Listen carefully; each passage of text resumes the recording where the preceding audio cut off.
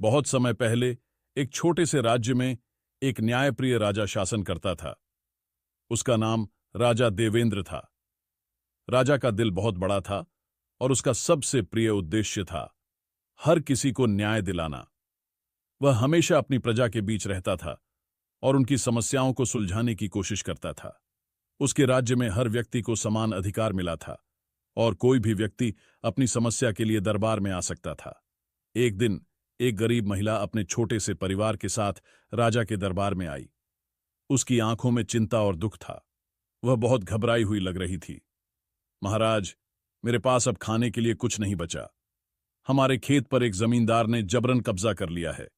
हम मेहनत से खेती करते थे, लेकिन अब वह सब छीन लिया गया है। कृपया मेरी मदद करें, महिला ने गिड़गिड़ाते हुए कहा। राजा देवेंद्र ने ध्यान से महिला की बात सुनी। उसका दिल दुखी हुआ, लेकिन उसने तुरंत निर्णय लिया कि इस समस्या का समाधान निकलना चाहिए। राजा ने अपनी सेना और मंत्रियों को आदेश दिया कि वे इस मामले की जांच करें और सही फैसले तक पहुंचने में उसकी मदद करें। कुछ समय बाद सैनिकों ने रिपोर्ट दी कि महिला की बात सही थी। जमींदार ने सचमुच उसकी जमीन पर कब्जा कर लिया था। जमींदार को दरबार में बुलाया गया और उसने अपनी सफाई देने की कोशिश की। महाराज, यह जमीन मेरे पूर्वजों की थी। महिला इसे गलत तरीके से जोत रही है, जमींदार ने गर्व से कहा। लेकिन राजा देवेंद्र ने बिना किसी संकोच के फैसला सुनाया। तुम्हारे पास कोई प्रमाण है कि यह जमीन तुम्हारी है?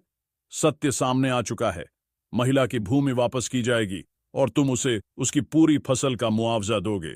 राजा ने फिर आदेश दिया कि महिला को उसकी जमीन वापस दी जाए और जमींदार को सबक सिखाया जाए। राजा देवेंद्र का यह निर्णय उसके राज्य में और दूर दूर तक प्रसिद्ध हो गया। लोग उसकी न्यायप्रियता और दयालुता के कारण उसे बहुत सम्मान देने लगे। महिला ने राजा का धन्यवाद किया और कहा, महाराज, आपने हमें न्याय दिया। अब हम फिर से खुशहाल जीवन जी सकेंगे।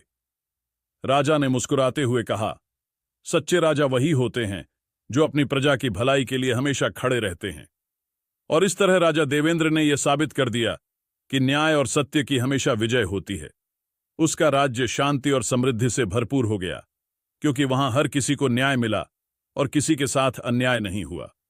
सीख: न्याय हमेशा सच्चाई के साथ खड़ा रहता है और एक अच्छा राजा वही है जो अपनी प्रजा के लिए हमेशा खड़ा रहे।